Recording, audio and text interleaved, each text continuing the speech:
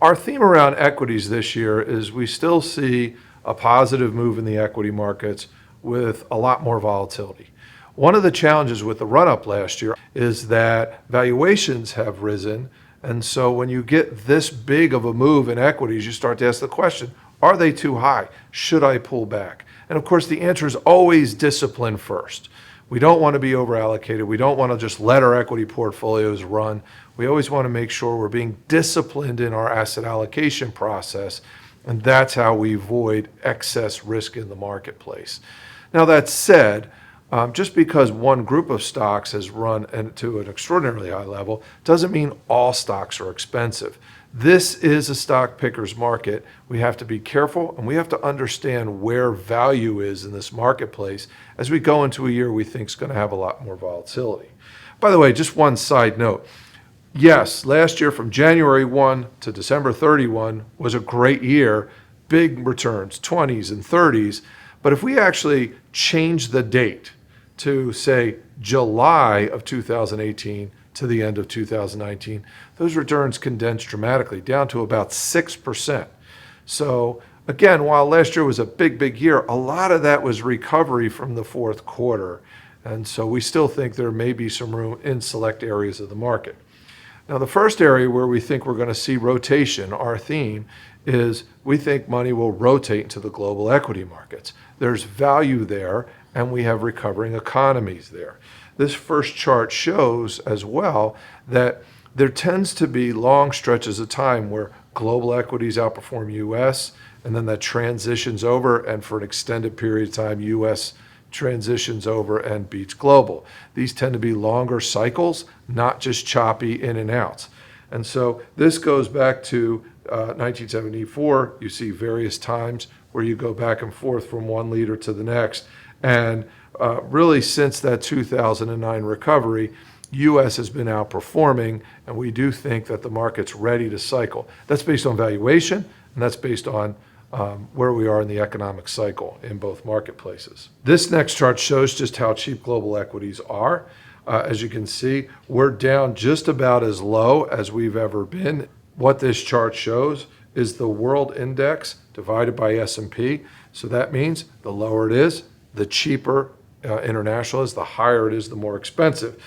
Take note to that 1988 at the very beginning of the chart, where the chart is very high. That's when Japan was doing extraordinarily well, and we heard that the U.S. was never going to catch Japan, and they would always be ahead of us. They have better technology, better growth, and of course, that peaked out and turned over. This is the cycle of the marketplace.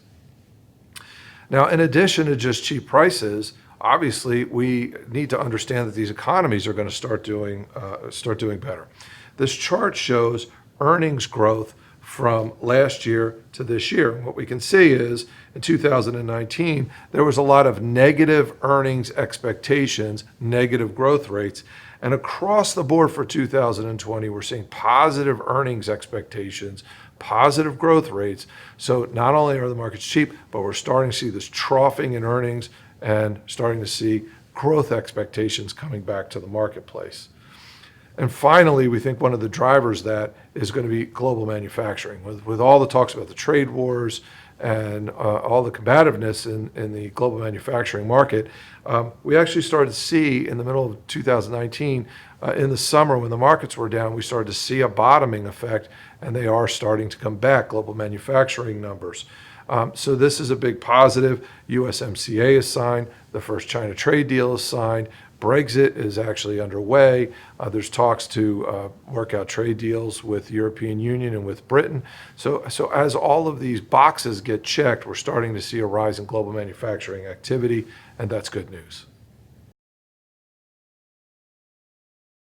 If our recommendation is to rotate to global equities, that means we are underweighting U.S. equities, but more specifically, the most exciting sector over the last few years, which is U.S. large cap growth. Valuations, as we can see in this chart on the left, have actually again gone up. This is about the area where the market pulled back last year.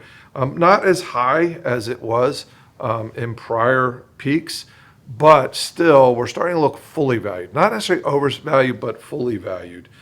The chart on the right shows valuation metrics of the U.S. market relative to sales, price to sales, and we're about as high as we were since 2000.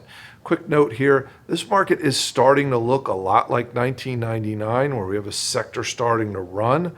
I don't think we're at the peak that we saw in 1999, but they're starting to really build a lot of similarities to 99 going into 2000, where we saw one segment of the market really come down significantly, and that was technology and U.S. large cap growth. What's really interesting, speaking of that 2000 market, this next chart shows is that from the peak of the market, when you have one group of stocks that run so far ahead of the others, you can get a bear market where not everybody falls the same way. So this is from the top of the 2000 market. The bottom line is the NASDAQ. You may remember this. It went down 50%. It was incredible carnage in the market as the technology market, which was the darling in the late 90s, kind of blew up. The gray line is the Russell 1000, which is equivalent basically to the S&P 500. It also did very, very poorly. But looking at the green line at the top, that was REITs or real estate, which was a quasi-alternative investment at the time. But more importantly, small cap value and large cap value did extraordinarily well relative to the others in that period of time across that downturn in the marketplace. So the message here is when we get an overpriced market, it doesn't mean everything is necessarily overpriced, which this next chart shows. This is where the market is today. This chart shows the move in stocks relative to their earnings growth estimates. So we can see the large cap growth very high on return, a little further back in earnings growth estimates. That's expensive. We've already run and we're not getting as much growth. The other extreme at the bottom right is small cap and small cap value. There we have more earnings growth, but they haven't really moved yet. So those are less expensive. So as we look at this chart, we see different levels of what's cheap and what's expensive, not just based on a PE or how far it's run, but what is our expectation for earnings growth relative to how far they've run. This tells us that there's still value in pockets of the U.S. market.